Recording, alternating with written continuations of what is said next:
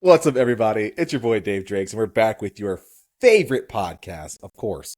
It's Inside the Rig, the team Unfiltered, and of course, I am joined by your favorite privateer, as well as the world's favorite privateer, Kawasaki assassin himself. It's one Cade Clason. What's up, buddy? What's up, Double D? Double D, we're digging, dude. Yeah, I'm stoked we're doing this because it's been a couple weeks. So We missed two, but we can blame Julian. well, yeah, let's blame Julian. 100%. That's what we're gonna do 100%. because Okay, deal. he was supposed to come on, and then he was like, "I can't do it this week. Let's do it next week." And I was like, "All right." And then I was like, "Hey, tonight, 8 o'clock," and he's like, "Yeah, no, my semi truck just blew up, Oh, I feel for the guy so bad, dude." Right? This I know, I this is feel truck bad. like 5. I feel like that's like Bro, he's just gone not through some work, trucks. dude. I He's know, gone through some man. trucks. I do feel It bad for him. sucks. It's a struggle running a race team for sure. So now he's leasing a truck. Mm, But that's what it's like having a semi on the road for 31 weeks basically straight. No, yeah. longer than that. Probably closer to 40 weeks straight. Mhm. Is shit's going to It's insane. break and stuff's going to happen. So it sucks, but that's part of running a race team. So we're flying solo this week, Davely. But it's all right. Just us. There's a lot to Just talk us. about. We There, could talk there is. about my new teammate again. How many Dude. times this year have we talked about a new teammate? I think this is like number 3 that we were like, hey, here's a new guy. What's up, new guy? We got a new guy. Yeah. So yeah, great. that's we got to talk about that for sure because I like him. What else? I did text Julian earlier this week, and I was like, I hope you realize you're famous because they said your name on the podcast on the broadcast for a little while. I forget when was it. Like it was either It was during a Weege main or probably saying something because Yeah. Weege knows Jules. yeah. And it was cool. Yeah, it was cool to hear the name, and I was like, dude, I gotta get in line and get an autograph from you now. Now that you're a famous guy. Famous might be a So- stretch. He's the man behind everybody. There I we don't go. know if Jules would want to be famous. I don't think he'd like it. You know what would happen is he would get like infamous, and then reluctantly, like I guess, and then the reluctance is what will draw people in, and then he'd just be more famous. I don't know what I any feel of like those that- words mean. Oh my goodness, never mind. Okay. But yeah, no, Jules, I don't think would enjoy fame. He wouldn't enjoy. Mm, He doesn't enjoy criticism of the team, and fame comes with a lot of criticism. oh, dude. And I mean, how it's much so crap dumb. do you? And I'm not get? even remotely. I get a lot of crap, and it's not Yeah. even remotely at the amount that other guys are. That's one thing that I always like. I don't know if we talked about it on here, but like talking to AJ about that stuff, I'm like, dude, how do you like wake up in the morning knowing that you're getting like quasi death threats every day? You know? Yeah. Well, and AJ It's gets crazy. a lot of them because he has some outlandish takes. So Stop. I've told him before. I'm like, bro, you bring it on yourself sometimes. He does. Like, He you really say does. some stuff it is out there. Like it's a stretch. It is, dude. It really is.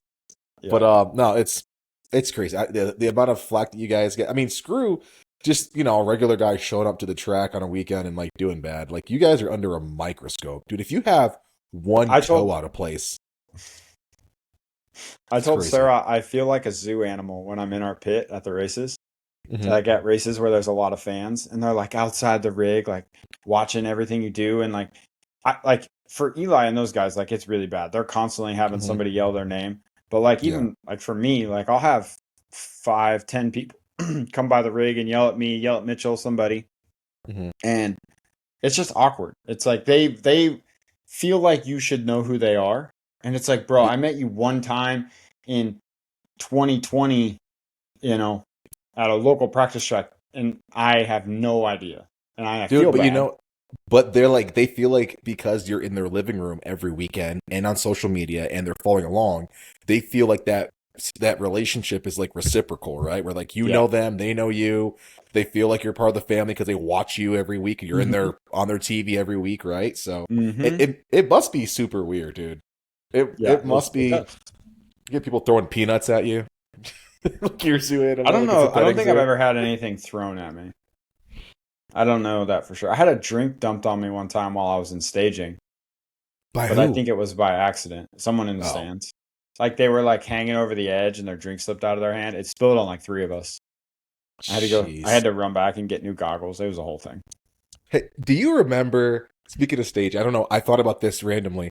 Do you remember it was, I think, Minneapolis one year where some random dude got through like into staging with like old school throwback gear? Wasn't a racer, just a fan who like put on gear and climbed down I and do. stood in staging. You remember that? Hmm. And then he got chased Yeah. off. I was like, I remember standing there. I was like, is it that easy? Like, oh my god, dude, can Yeah. we do that? We probably shouldn't publicize it, but it is. Oh crap, yeah, we If you probably should. if you wear your gear to the race, dude, I think you're good. Like Yeah, dude. That's just that's the secret right there. you're getting in the pits for sure. Yeah. If you've Uh got a chick with you, just have her hold a helmet, you walk right in and it looks like you're just running bring like a for your blonde skinny chick with you with some Yep. boots or heels and like a Yep. skirt and you just have your gear on. And be like, "Yo, I'm late for practice, dude. I don't have time for your nonsense with these Yep. credentials." And You're in. you're in. You're in. You couldn't be more in, dude. Somebody don't tell anybody that I said that. But that is God, I'm gonna have to start wearing my credential down to the track walk now because we told everyone how to do it. How to do We it, did. dude. We spilled the beans. That's a Oh my problem. gosh. Oh, that's That's a awesome. problem. But no, That's too funny. honestly, the last few weeks have been good Yeah. for the team. I mean, I think uh, every the team's getting its flow back. You know, we had a bunch of dudes get Mhm. hurt. The semi is packed right now. There's way too Yeah. many of us. There's 5 of us in there for East Coast. Mitchell and I are waiting for Denver, or it'll just be the 2 of us. But there's a lot going on at the races these days between me, Hamden, Luke, and now KP. KP's in the house. We So got Kyle Peters. Shout out. shout out Dude, KP. super nice guy. So obviously Is he's he? a, lethal on the track. Dude, I hung out. The first time I met him was years ago, and he probably doesn't even remember. Um, but yeah, I think we all went to like sushi or something, and the dude was super just chill and nice, just a nice person, super funny. I don't know. You I have don't to really race know him, him. dude.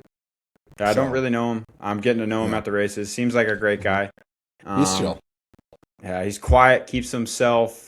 Mhm. Don't know anything. I'm totally kidding. Kyle's one of my best friends.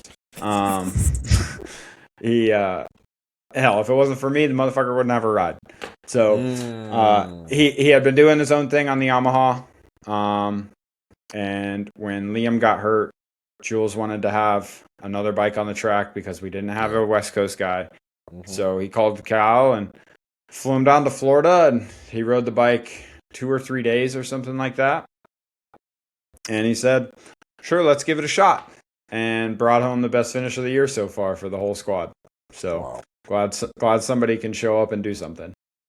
Well, I mean, I have to give you your credit too. I texted you on the week of, but dude, first race back, and we're on the show. I mean, that's pretty Yep. awesome. So Yeah, I I rode really got good. to give you your props. Yeah. Dude, to be honest, I've rode really good both weekends. Hmm. I've rode good in Birmingham, not so much in practice, but more in the night show. Yeah. Uh, hell, we should get into that. Most people probably don't know what happened to me in that main event. We'll start off with the week prior, not last week, but the week prior. You're back. Track That's what I'm looks. talking about. Yeah. Okay. Good. Track looks interesting. I will say practice. I was like, okay, we're back. He looks good. Turned it up to 11 during the program. You looked flowy, like you were having fun. Is that Yeah. is that Yeah, fair in to the night say? show, I rode good. If track just came easy to me, it felt Yeah. like I was doing the jumps. I was doing the fast line through all the Hmm. rhythms, which was a big Hmm. win. In the LCQ, man, it just worked. Like Yeah. whatever I was doing worked. I had a good jump line in the whoops, Hmm. put it right in there. But then the LCQ ended, and that is basically where my night ended. We could just start there. Yeah. Um, Walk us through. it I got into it with Cole Thompson in practice. Not like a hard get into it, but there Hmm. was some revving, some words Mm. yelled across the sections. Okay. He got in my way, I got in his way. Cole doesn't like to admit when he's wrong or in Hmm. someone's way or did something. Me, on the other hand, I love being wrong. So I kind of search it out. uh, so I Oh put myself gosh. in the wrong. But then I was over it, and the main event came around, and he was not. Mm. And he decided he wanted to play bumper cars for the first 6 minutes. And I passed him. He slammed into me. He hit me 8 times in the first 6 minutes. And Oh, dude. around the 14-minute mark, I came unglued. And the problem is Cole's not stupid. He's smart. He's a great rider. And he'd slam into me, and then he'd slow down and let me back by. Because I'm like trying to race. So he'd let me by, and then he'd hop back in behind me. 2 corners later, he'd do it again. And then it was like, so we were in 15th and 16th. We went all the way to last. And then I started going back after him. Oh, and I stuffed him, and then I kind of like stood myself up on accident, and then he cut back under me and pushed me into like some fluffy, soft dirt, and I fell over. And then I got up and did 2 laps, and then I got lapped. And I was like, all right, time to go home. This is what we're doing. This is where we're at. So I pulled off, and I was really gosh. mad. We talked it out last weekend in Detroit. We agreed to disagree on some things, but I was like, this is where it ends. We're done with this. And we didn't get in each other's way anymore, and he rode right into the main event, and I rode right into the tough blocks and stalled my bike. See, that's where 450 maturity comes into play, because if you guys were 250 and this was like your sophomore year or year after, you guys would be enemies for the next 10 years. That's where I don't think that ends. I don't think that it's over, but we'll find out here in the next couple of weeks. You know, you'll find out if you're in a transfer spot, and then you're not anymore. Exactly. Correct. Oh gosh, but yeah, no, I was stoked for you, buddy. I know it's it's a tough road getting back, but you looked like you're not one to throw a lot of English out there in the bike. You're very much more Villeman than you are Stu. But I could see you getting little flashes of like little stees here and there. I was like, he looks like he's having a really good time, and like that's a really good sign that something's going right. So stoked to see that. Detroit, that track looked interesting. Bro, that track was sick. People were talking shit on it, and I didn't like it. Really? Yeah. The crap talk. What? Please enlighten me on what you as a spectator didn't like about it. It was great racing. Oh yeah, again, I'm not racing. Nope, stop talking. It was 5. It's gonna go on it a was rant. 5. It was 5 straight rhythm sections. Like, that's badass. Okay, there was a big set of whoops. Oh wow, there was 3 big doubles in a row. Ooh, wah, wah. It was fun. The triple was fun because it was big. The finish line was cool because you hit it from the inside, so you could like always whip and scrub it.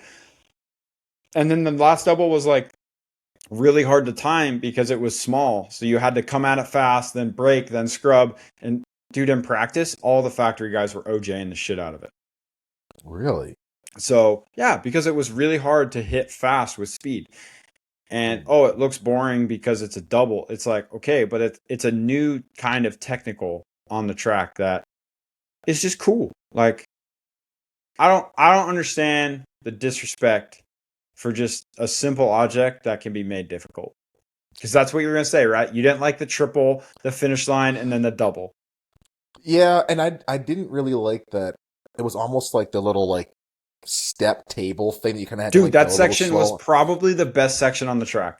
It just I hear you just from a spectator standpoint. But why? I was like, what was wrong with it? It looks like it was slow. It looks like you got in your way almost. Like you really did because it was technical.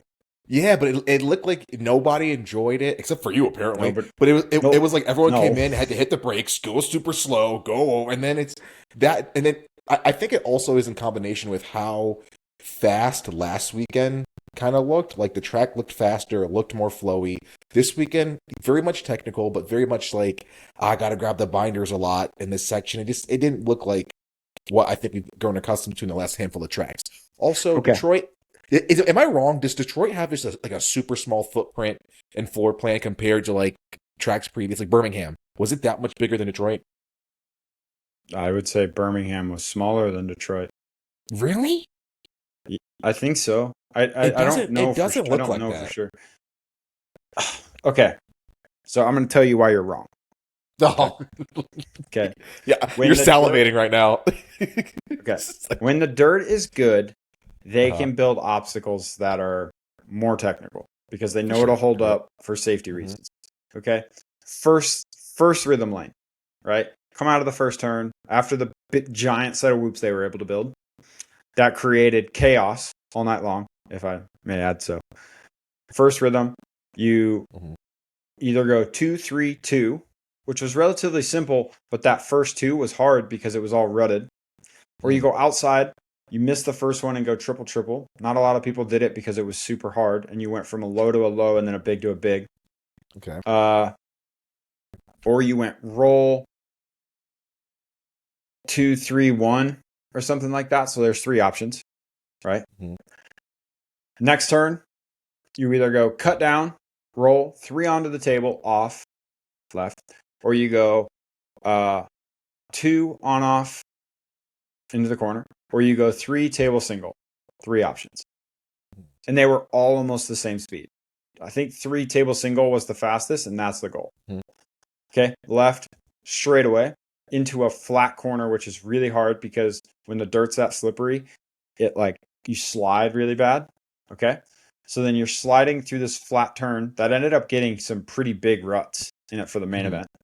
Then you have this crazy little step over thing that, did you see KP wheel tap that thing in the LCQ? No.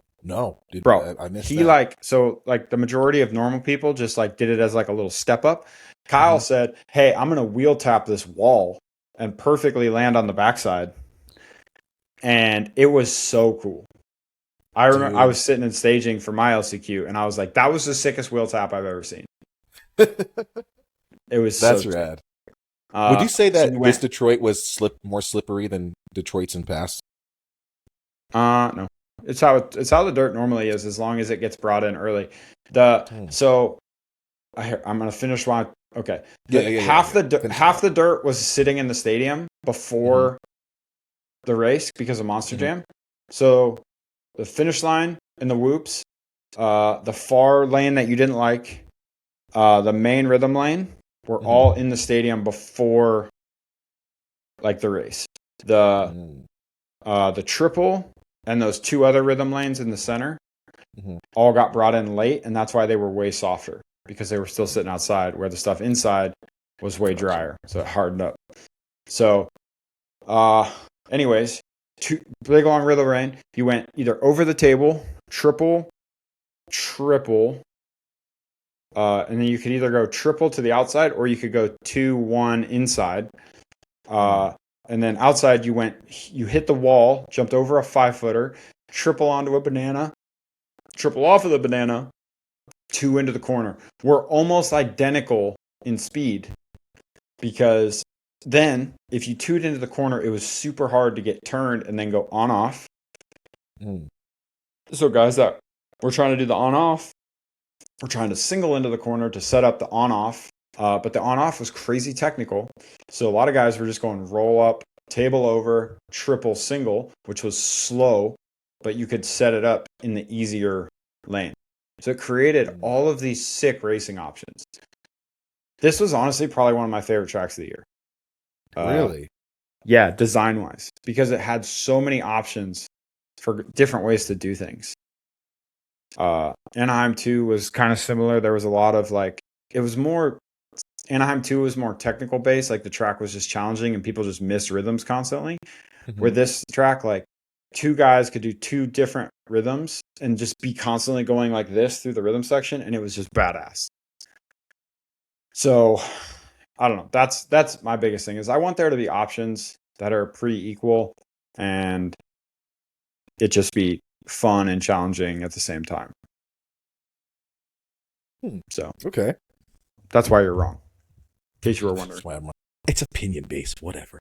But it was good racing. We still like racing. Still a good time to watch. A lot of back and forth in 450s. And I meant to text this to you, but I know you've got your own thing, your own race going. The fan in you, do you still kind of check in with like the leaders and like, oh crap, like Eli's out front. This is going to shake up the championship a little bit. Like, does that kind of cross your mind of like as like Kenny's going by, or even before they come around? Like maybe like are you like catching a glimpse of like Roxon going by with the leader lights on or whatever? Like, do you still kind of get into the race while you're racing? Not really, to be honest. There's a lot going on. It's way too much to pay attention to. I'm just trying to survive half the time.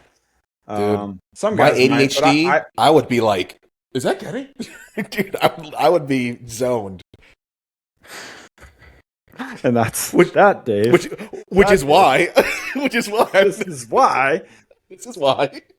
You do what you do, and we do what we do. This is why. Dave's in the stand eating popcorn, going, I would pick in that line, Cade. I don't know.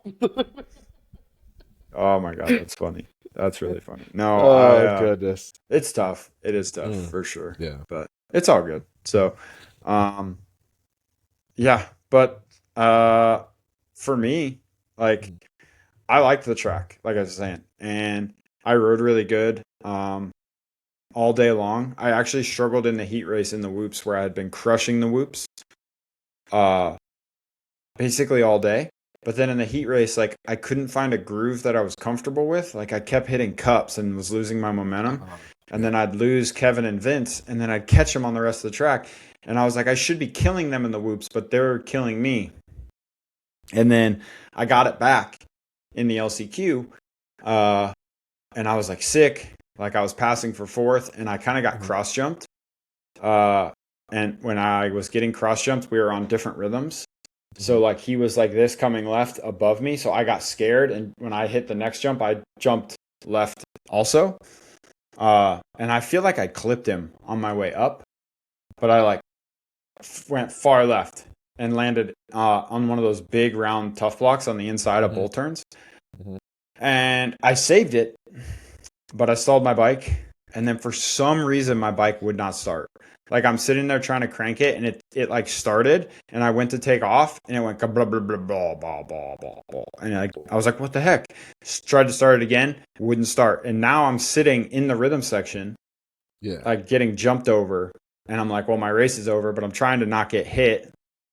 I was freaking out because I really didn't want to get landed on. So I'm like doing one of these, just waving at everyone. Julian told me I looked like a goon, and I was like, thanks. Well, better that Appreciate than getting that. cleaned out, dude. I would much rather I was like, that. You know? I didn't want to be a Dylan Ferrandez sitting duck out there. Dude. Yeah. That's crazy. But at least it went good. I mean, Hamden, he is still mentally struggling. He's sitting in his own way at the moment. The kid is a great rider, but he just needs to get out of his own way, because the Hamden that we are seeing on Saturdays is not the Hamden that the team gets to see during the week. Yeah. And I think that's where a lot of the frustration stems from with them, because they know how good he can be. They just want a little bit more out of him on Saturdays, really. So it's a bit of a grind for him. But Luke and Kyle were both in the main this past weekend, which was good.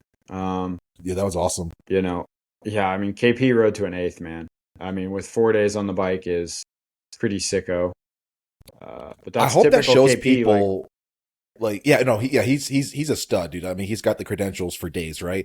But I hope that what that does is it shows people that the Partzilla outfit, like PRMX, is a solid program, we alluded to it, but we're always going to sound biased, right? But I hope that really opens a lot of people's eyes to what the team is capable of in terms of providing a great bike, a great program, and just a solid atmosphere that rivals top 10 teams. Like, you guys are a top 10, and I'm going to sound biased. I think you guys are a podium team. I think all day long, if somebody said, hey, this bike podium, I'd be like, yeah, okay, it's awesome. Like, which rider did it? But, that's awesome. So, I hope this starts to put you guys in the conversation for people when it comes to, like, top teams, like a satellite support top team. That would be, that'd be awesome. Yeah, I don't like saying like, oh, this is a podium level team until they Mhm. have a podium. That's just how For my brain works. for But sure, no, I get that perspective. a lot of people do that though, and Yeah. and I think Jules would greatly appreciate it, and he would be Mhm. mad that the wording I just used. Uh, but I I don't disagree with you, to be honest with Yeah. you. Like, I think I don't. The bikes The are problem is I good. don't ride. The problem is I don't ride a little bike. Uh, Yeah. I I think the bike can obviously be better, but Mhm. at the same time, like I think the right guy with the right attitude can make it be like Incredible. Yeah. Yoder whole shotted heat races on it. Mm. Okay, Yep. so he's whole shotting factory bikes, and it's all about putting yourself in a right position. Mhm. And I really think that the right guy at the right moment in time can make it happen. Yeah. KP has Supercross podiums. Luke has Supercross podium speed. Whatever disaster he has been in the main events, I don't know Luke that well. The dude shreds Yeah. like unbelievably. Not sure Mhm. what's been happening in the main events. He'll figure it out, hopefully. I mean, good riders normally do. Yep. Um, but like if he could have anywhere close to his practice speed Mhm. in the main event, he'd be next level. Like he would take it to the next level, be around fifth, and when you're around fifth, you just get a little bit better and you luck into a third. Yeah. To be totally honest with you, that's exactly how Cody Schock got his first podium. He was Mhm. just around fifth all night long in that Triple Crown and got into a podium, right? And he Yeah. figured out what the speed is. And to be honest, he should have gotten third this weekend. He should have. Yeah. Like, he was better than Joe. He made a mistake in the whoops. He actually had two mistakes. Most people don't know this, but when him and Devin hit going off the triple, Mhm. he lawn darted himself off the track before the finish line. And then I don't know if he jumped the finish line, but like he had to go onto the concrete, whip a Yui, come back Mhm. over the berm. And I don't know if he jumped the finish line or rolled it. I couldn't see it from the camera angle. But like when him and Devin hit, he went hard right too and landed off the right side of the triple landing. Mhm. Like it was bad.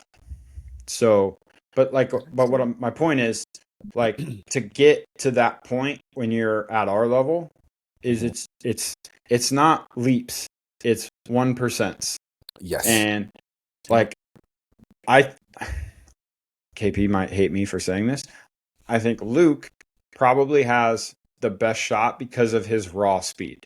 If he can Mm. figure out, if he could just go into a main event and do 90% instead of 100 and putting himself on the ground, he'll probably be, the best version of himself. But he can, like, Mm. dude, he crashed in the heat race because he landed on his rear brake doing a simple little double. Like, something keeps happening, and it's just like, every time I saw him in Birmingham, he was on the ground. Mm. Uh, It's and that's unfortunate. fucking rich coming from me.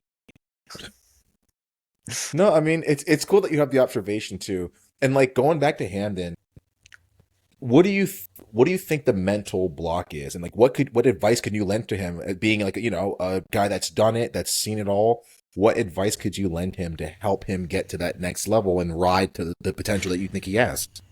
Well, like when we had him on, he was like, I don't need anyone to tell me like how to do it. Like I know what to do. And I'm like, I don't think you do, bud.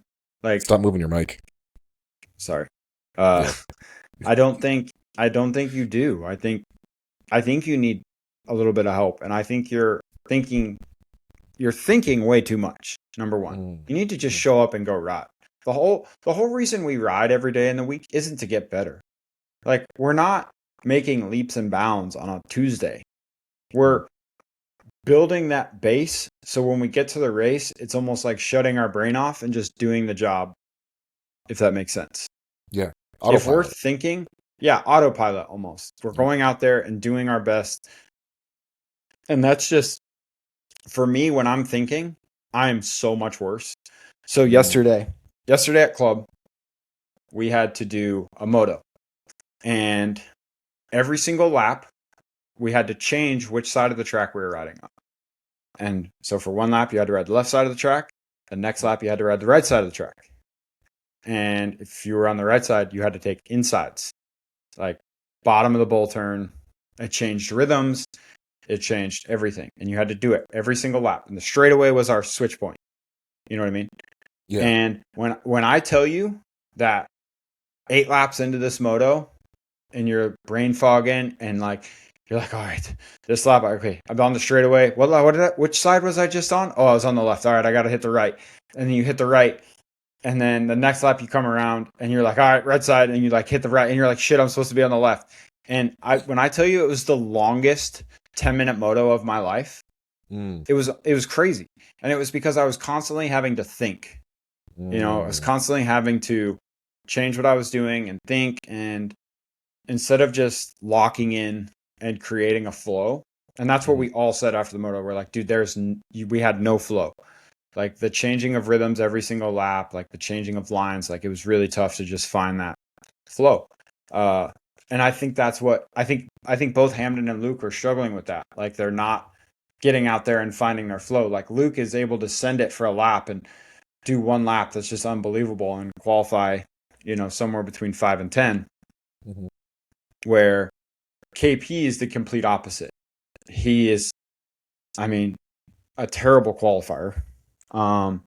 He has been basically his entire career. And I'm not saying that as an insult, but from him standpoint, like he'll go to a race and be 25 to 35 and he'll be all mad about it. And then he'll go out and get 10th. Yeah. And I'm the opposite. I'm a good qualifier. And then I tend to not be as good in the races, which isn't great, but it is how it goes. I don't think I have the same problem as Hamden because I'm riding really good in the motos. I'm just not executing everything that I can. But anyways, they just got to stop thinking, in my opinion. Hamden's a good rider. Luke's a good rider. They just got to go out there and do their thing and like pretend like race day doesn't matter in all times. Like I sat down with Hamden in Birmingham and I'm like, dude, whatever you do on Tuesday. And I even sat with this chick. I was like, look, I don't care what has to happen for him to be the best version of himself on a Saturday. But like, that's his job. And for him to want to be good at this, he has to be good on a Saturday. He could be as slow as an ant on Tuesday and Thursday. I don't care. But if he can be good on a Saturday, that's all that matters. And right now he's the opposite. And I'm like, whatever you're doing on a Tuesday, just do that on a Saturday. I was like, if you're staying out late on Monday night, drinking a beer, having a good time, you know, go see a movie, and you come back and you ride great the next day, do that on Friday night before the race. You know? Justin might not like this, but we call it the Justin Hill effect. Justin Hill doesn't train anymore. He doesn't, you know, he's just a naturally gifted rider, and he knows that. He knows he rides his best when he's having fun. He's, you know, throwing whips, maybe doing a moto during the week, and then hanging out with his wife and kids, drinking beer. And he shows up and gets like 10th. Crushes it. Yeah, dude. Yeah. And it's what works for him. Like, that's the weirdest part about our sport is it's not always about fitness. It's not always about speed. It's about being able to just lock in and do your laps. I mean, do I think Justin Hill is going to go win a Supercross title? No. Do I think you can win a Supercross title doing the Justin Hill method? No. But it's fucking cool. It sounds like a lot of fun. And I think it adds longevity to your career. You don't get I don't call it the RV burnout where you're like, dude, I'm just so sick of doing this 24/7, and like I'm sick of the whole training and getting up early and bike testing and just all of the obligation and all of the sacrifice and all of the work that comes with maintaining that championship prowess, that number one on the back, you know. All of that, I feel like you get burnt out quick. And like having like the Justin Hill, approach, dude, you're gonna have fun. You're gonna like elevate yourself in terms of just the fun you have. You know what I mean? You're pushing out your end date years and years just because you're able to enjoy yourself. So Yeah, and I think that's a weird thing about our sport that's happening now is the longevity thing is going so much longer. I mean, dude, I think I've had a longer career than Ricky Carmichael. oh yeah, Ricky was out at like 26, 27. That's crazy, Right? you know? But Yeah, I mean, it's insane. to be honest with you, dude, if I made as much money as him, I probably would have quit 5 years ago too. Oh my goodness. That would be You know. that would be sick. But Yeah, you know, it's cool but, to cool to have your perspective on stuff like that for younger teammates and all that. It sucks because I'm saying it publicly and Mhm. they're probably going to hear this and be like, "Oh, what the But hell, kid?" I'm it's like, not uncommon I'm though. not judging. No, it's not. It happened. It's every Yeah. team. It's Every every team. rider, and we Yeah. all have Yep. our weird little quirks, and I have mine too. Yes. You know, and I've said them on here before too, like things I Mhm. struggle with, reasons I need to do, what I need to do to be better, and you know, it's a part of it. You know, and Yeah. there's so many struggles that go along with, you know, race day at this moment in time, and yeah, just working on it to all of us. It's an ever growing. It's a tree that's never going to stop growing. If that Yeah. makes sense. Like we're all just forever changing and trying to be a little bit better. Oh, for sure. Is there something that you're looking forward to this weekend when it comes to St. Louis? I know that's one of the stops where dirt's usually pretty solid. Is there something Bro, you're looking forward to this weekend? my inside info says it's going to be like ruddy, like Indy. It's so soft. Really? Yeah, I'm not super pumped for it. But especially considering I was riding blacktop all week. But Get a little blue groove.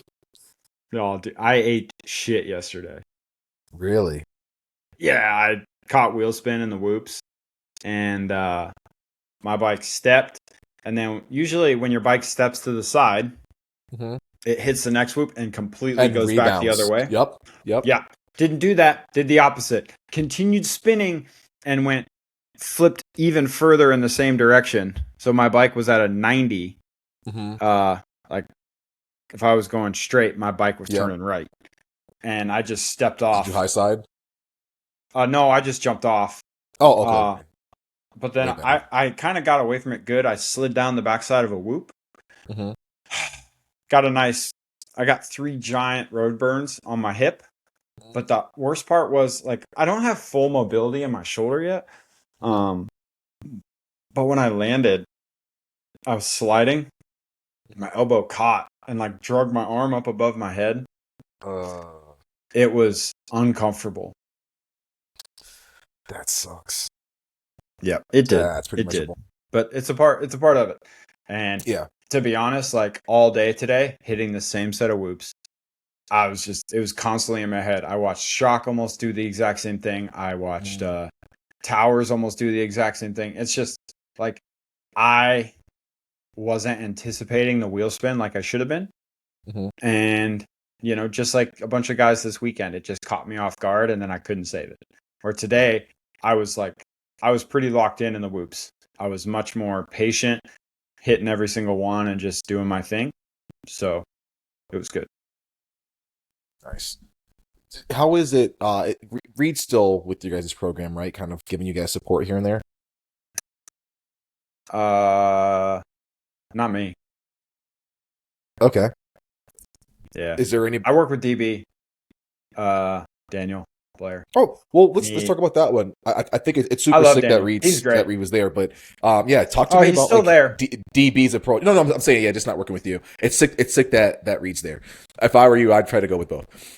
But walk me through DB's setup, dude. Like working with him and like just knowing he's got so much tenure in the sport, doing a bunch of cool stuff. What's it like trading with him during the week? It's been fun. He runs a tight ship. He's very organized based. He likes to communicate with us, which is nice. That's a bit of a change of pace. It's always been kind of a loose cannon around there. But I mean, like the long-term guys, like we all just knew how it worked, right? We all just kind of fed off of each other in our group chats and shit like that. But Daniel has brought some organization to the squad, which is cool. Nice. That's awesome. So, and like Luke Nice and I, Keegan Rowley, KP, like we all work with Daniel and a few other guys, CJ Bernard. Mhm. I don't remember everybody else's name. The club guys come and go out of our group, but it's mostly just the club guys that work with Chad at this point. Yeah. This is a whole thing. Gotcha. But I like Daniel. Daniel's actually been a lot of fun. We get along really well. We work well together. He understands riding from a rider's perspective, which is cool. I was just gonna ask that. Yeah, like today, like the track was bitching, but for some reason, like they prepped the whoops, but they didn't like water them anywhere near enough, and they were just falling apart. And we did our warm up, and other club guys came down to do their warm up, and I was like, Daniel, like these things need water. Like they're gonna be death defying if they don't get some water in them. And he was like, dude, I totally understand. We'll change the schedule up a little bit and see if we can get some water on. And it was like, it wasn't even a debate. It was like, you're right. Like this is a safety thing to be better for everyone for the rest of the day. Let's fix it and go from there. And that's what we did. And that's cool. Right. Because I can tell you from personal experience that Brandon, who owns club, did not always have that mindset. I can also tell you that Chad does not have that mindset. So it's a nice change of pace, but yeah, it's crazy. Club's growing like a weed, right? The last few years. Dude, the amount of just exponential growth, and you can almost see it, like even if they don't talk about something. I think there's so many riders there, like obviously like, the Reeds and stuff like that have their own vlogs and pods and stuff. You can see little infrastructures popping up. I'm like, oh crap, I didn't know they kind of had that there. And like you can just see it's like a sneaky growth almost. Talk to me about I'm always curious because a lot of people don't understand that, yeah, you can have a fast guy like, oh my gosh, James Stewart's coming to train everybody. That doesn't mean that he's necessarily going to be a good trainer, right? He's ungodly fast. He's, one of the best. Oh, dude, you can say whatever. Great riders don't always make good coaches. Exactly. Like, who and I'm not trying to say Chad's not a great coach. Don't put those words in my mouth. No, dude. Chad's a good coach. That's not what I was saying. Yeah, Chad's probably on the other end. He's probably like one of the only people that can be that fast and coach pretty solidly. I'll say that. From what I've seen, I'm going to say that. But like, give me like your top 3 coaches out there in the moto world that you think could take, like, is such a good coach that they can take like your average Joe and turn them into somebody special. Like, who are those guys that are those gems that are like, wow, this coach is really, really good? That's tough because there's a lot of good coaches, man. And I don't think one coach builds someone into great. I've always said this, that I think you need a lot of variety even when it comes to coaching. And coaches don't like that. Yeah, coaches don't like that because they're like, oh no, that's my guy. And it's like, bro, like it would be your guy if you were paying them for you to train them. Like they're paying you. Like they can do whatever the heck they want. And I learned that right off the rip. I was training at Nario Izzy's through my last few years at amateur, first few rounds of pro, and I was like, Nario, like I feel like I've kind of outgrown this place. Like I'm gonna move on. He did not like it. And I left with respect. And to be honest, I think since that day that I left, I've maybe said 5 to 10 words to him. And we were like super close the whole time I was there. And it was really painful to leave that relationship ended that way. And I've seen it so many other ways. Like Simonson, who's at club now, was an SOB guy forever. And he came to club to train. He went back to SOB and he was back and forth. And then Devin's like, hey, like, I think the best thing for my career right now is to go to club and train over there. And, he spent years of his money and time at SOB. And now that they don't even talk anymore either. And it's just sour, man. Like different coaches see things differently. They word things differently. Like you hear the same thing over and over for a year. Like maybe you need to go somewhere else and just get a different perspective on it. Hear it from a different, side. Yeah. and it'll just help. So that's my 2 cents on that. I mean, there's a lot of great coaches at the pro level. I think Swanee has done good things with the star guys.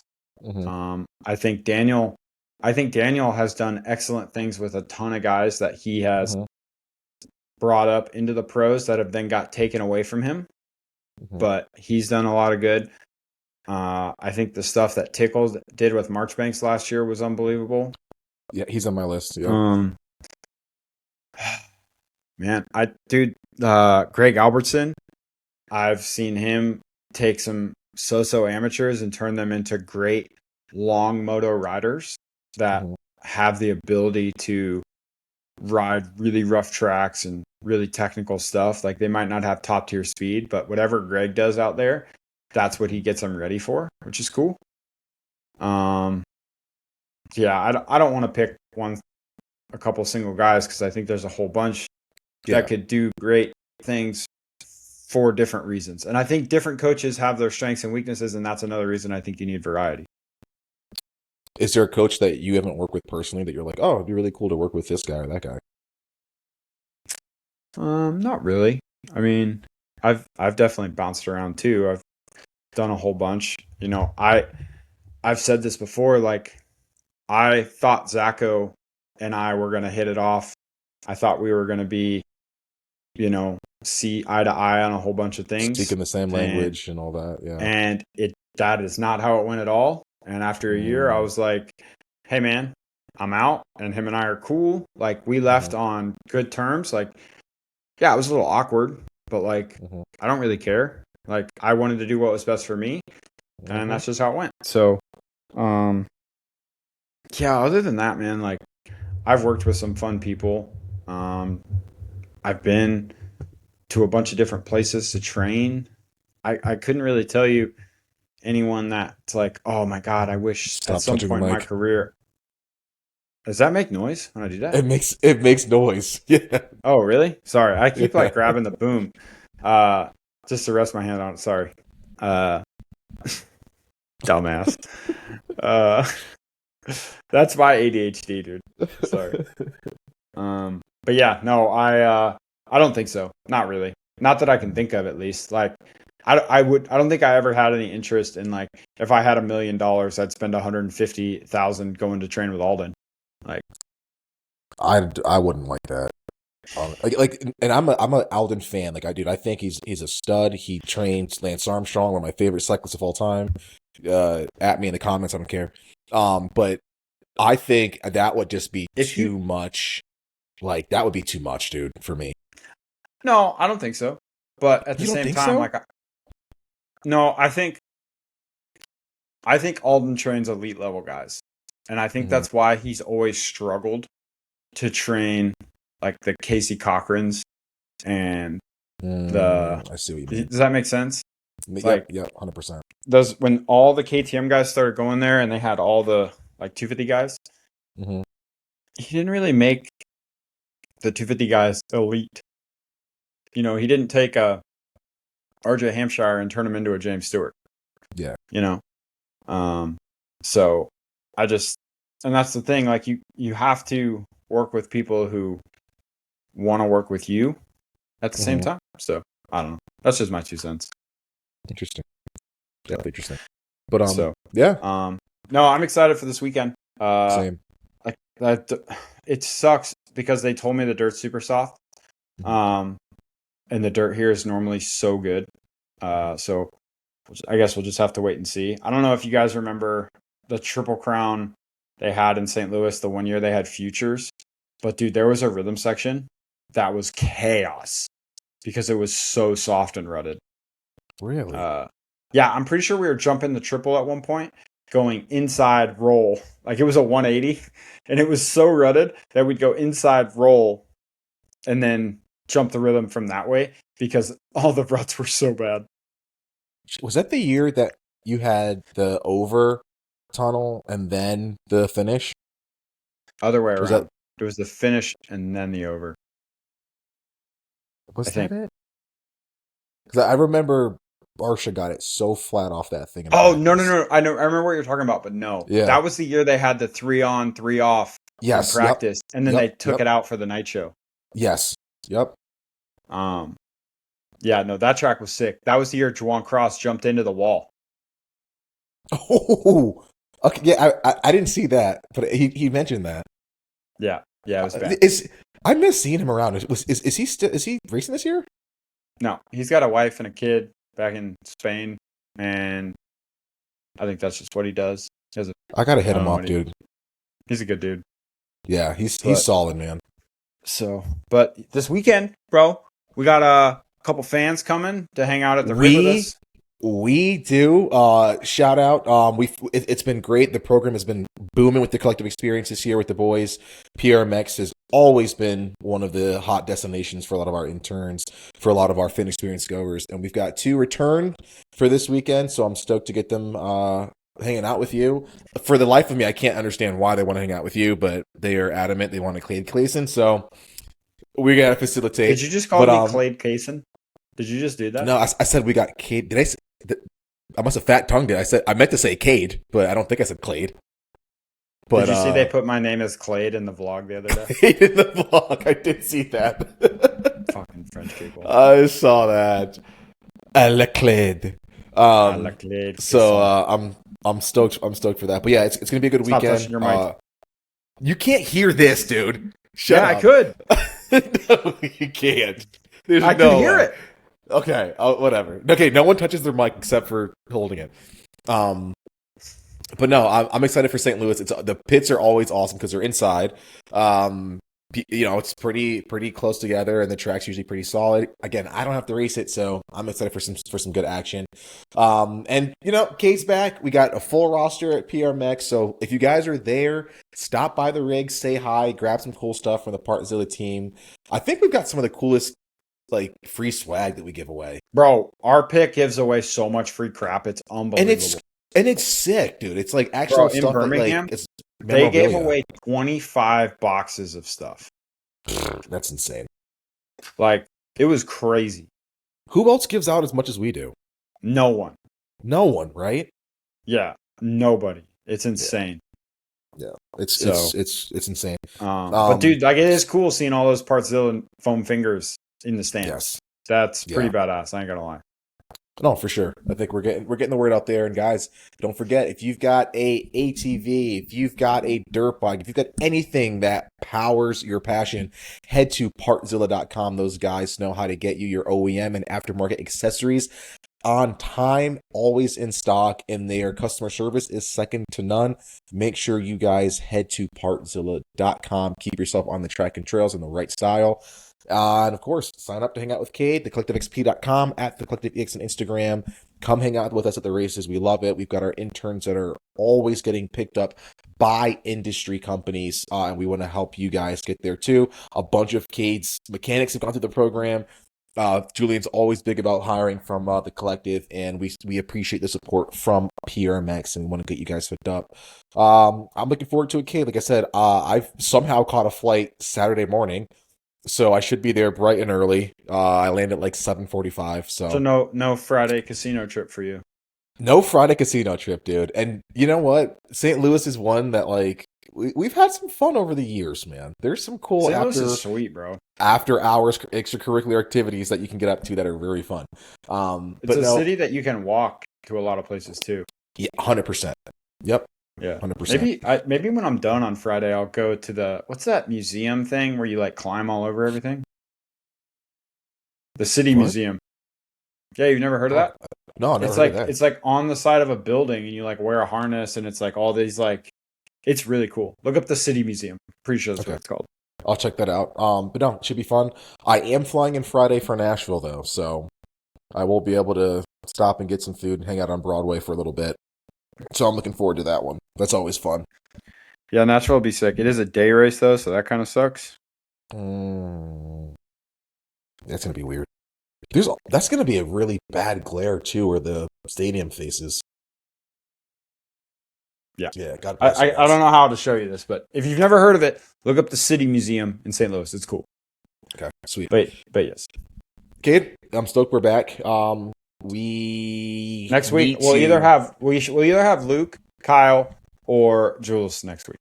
Honestly, we need to light a fire Chris, under Julian's butt. Yeah, or Chris, one of the mechanics. He asked me about coming on, and I said he could come on soon.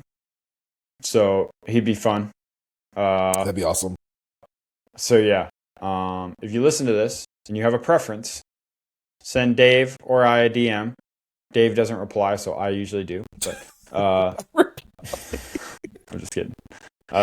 Send one of us a DM of who you guys want, and we'll think about it. Probably won't take your subscribe. Tell your friends about it. Repost this stuff. Let's get the word out and grow this thing even bigger. Repost my funny reels. They're good. And if you haven't seen the one that I posted about from the Burt Kreischer TV show, go watch it. It's really funny. Actually, I just posted it before I recorded this, so I got to go check the comments. All right. Yeah. Thanks, Dave Lee. All right, buddy. We'll talk to you soon. Thanks, guys. Bye.